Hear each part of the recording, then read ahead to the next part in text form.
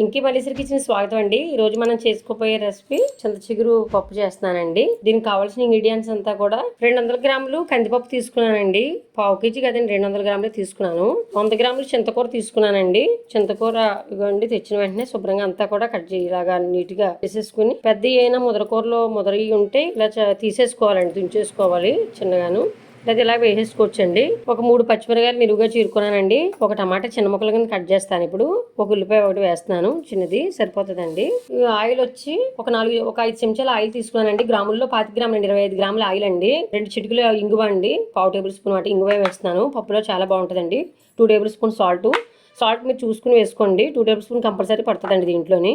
1 table spoon కారం, పావు table spoon పసుపు. ఇదిగోండి తాలింపుకి కొంచెం 2 రెమ్మలు కరివేపాకు. దీంట్లోకి తాలింపు సామాలండి, 4 ఎండుమిరపకాయలు, 8 ఎల్లుల్లి రేకులు ఎంత వేస్తే అంత టేస్టీగా ఉంటుందండి. ఇది కొంచెం మెత్తగా చేసుకుని వేసుకోవాలి. 1/2 టేబుల్ స్పూను ఆవాలు, టేబుల్ స్పూన్ జీలకర్ర, పావు టేబుల్ స్పూన్ మెంతులు వేసానండి. తాలింపు సామాన్లు ఇవేనండి. పప్పు చింత చిగురు తయారు చేయడం చూపిస్తానండి, పదండి. ఒక చిన్న ప్యాన్ పెట్టుకుంటున్నానండి. స్టవ్ ఆన్ చేసుకున్నాను. ప్యాన్ పెట్టుకుంటున్నాను. ఒకటి ప్యాన్ వీటెక్కింది. ఇప్పుడు ఆయిల్ తీసుకున్నాం కదండి, ఒక 1/2 టేబుల్ స్పూన్ ఆయిల్ వేసాను. పప్పును వేయిందామండి, కొంచెం దోరగా వేయించుకుందాం లైట్గాను. బాగుంటుందండి పప్పు ఇలా చేసుకోవడం వల్ల. టైం పట్టి చూసుకోండి, ముందు రోజు కూడా దాంట్లో పెట్టుకోవచ్చు. ఆఫీసుకి వెళ్ళి వరకు కూడా టైం చూసుకోండి, సరిపోతుందండి. బాగా ఎరిపోక్కలొద్దు. ఇలా వేయించుకోవడం వల్ల పప్పు చాలా టేస్ట్ వస్తుందండి.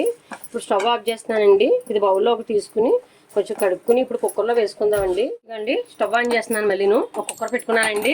పప్పు అంతా కూడా దీంట్లోకి ట్రాన్స్ఫర్ చేసుకున్నాను. కడిగేసానండి శుభ్రంగాని, వేసేసాను. వాటర్ ఏ బౌల్ అయితే పప్పు తీసుకున్నామో ఆ బౌల్ తోటే 2 బౌళ్ళు వాటర్ వేసానండి. ఇప్పుడు చింతకూర కూడా వేస్తాం గనక ఇంకొక 1/2 బౌల్ వేస్తానండి. కరెక్ట్గా సరిపోతుందండి.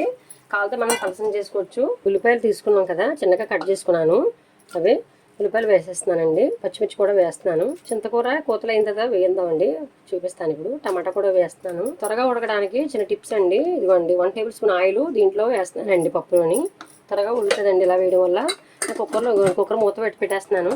కుక్కర్లో చూపిస్తున్నానండి నేను. మామూలుగా కూడా ఉడకబెట్టుకోవచ్చు అండి, టైం బట్టి చూసుకోండి. కుక్కర్లో వేసేస్తున్నాను. మీకు వాటర్ కూడా చూపించేసాను కదండి. ఇది 3 విజిల్స్ వేయిందామండి. వేయించిన తర్వాత 1 విజిల్ చింతకూరతో వేయిందాము.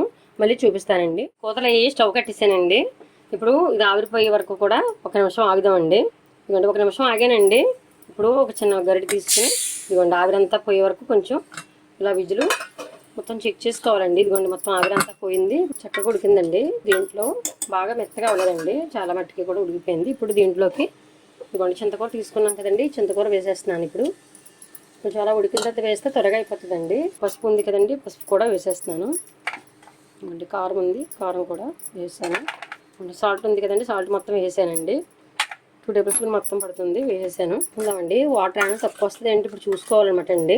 ఇదిగోండి ఇలా సరిపోతుందండి. మళ్ళీ చూద్దాము కూతలు వేయించిన తర్వాత. ఇదిగోండి మూత పెట్టేస్తున్నాను. ఇప్పుడు స్టవ్ ఆన్ చేసుకుందాం. స్టవ్ ఆన్ చేసానండి. మళ్ళీ ఒక 1 విజిల్ వేసేసిన తర్వాత స్టవ్ ఆఫ్ చేసేసిన తర్వాత ఆ పప్పు ఎలా ఉడికిందో చూసుకుని తాలింపు వేసేద్దామండి. ఇదిగోండి స్టవ్ ఆపేసానండి.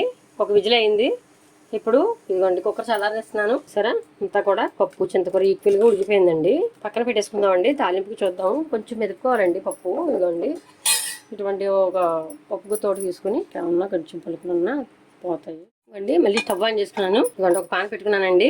స్టవ్ వీటెక్కుతుందండి. పానం వీటెక్కిన వెంటనే ఇదిగోండి ఆయిల్ వేస్తున్నాను. ఇదిగోండి ఆయిల్ చుట్టూ కాడుతుంది. ఇదిగోండి ఆయిల్ వీటెక్కింది. ఇప్పుడు వెల్లుల్లిపాయలు ఉన్నాయి కదండి, ఫస్ట్ వేసుకోవాలండి. వెల్లుల్లిపాయలు అలా వేయించుకోండి గోల్డ్ కలర్ వచ్చే వరకు. బాగుంటాయండి వెల్లుల్లిపాయ, ఎంత వేగితే అంత బాగుంటుందండి. జీలకర్ర ఎండుమిర్చి ఆవాలన్నీ తీసుకున్నాం కదండి, తాలింపులన్నీ వేస్తున్నాను. కూడా వేయిందామండి. ఉంది కదండి, శుభ్రంగా కడిగేసుకుని తుంచుకుని ఇదిగోండి వేస్తున్నాను. ఇదిగోండి దోరగా వేగిందండి.